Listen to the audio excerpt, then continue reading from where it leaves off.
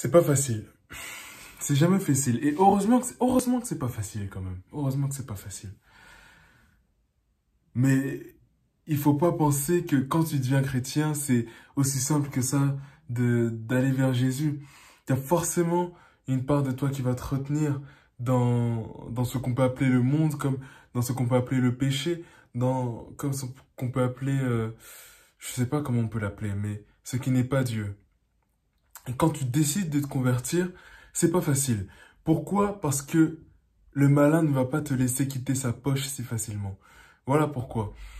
Et c'est pas facile. Et même des années après avoir commencé à chercher Jésus-Christ, des années après avoir rencontré Jésus, enfin des années pas encore pour moi, mais même au stade où j'en suis, c'est-à-dire 3, 4 ans, 5 ans de réelle vie chrétienne, le malin ne veut pas me laisser quitter sa poche.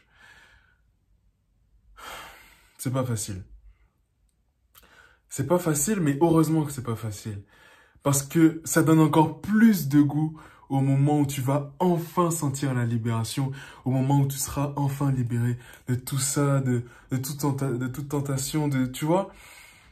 Quoique je pense que la tentation ne finit pas finalement dans ce monde, tant qu'on vit encore dans le monde matériel, la tentation n'en finit pas. Parce que la chair encore appartient à ce monde. Quand l'âme et l'esprit appartiennent à Dieu et viennent de Dieu, la chair, qui est le symbole de notre chute, de la chute adamique, nous retient sur terre.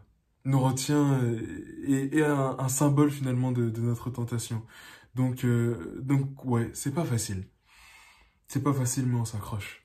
On s'accroche, on s'accroche, et ça donne plus de goût encore au moment où on sera libéré, au moment où on trouvera réellement la vie éternelle, que ça soit dans ce monde ou dans le monde invisible.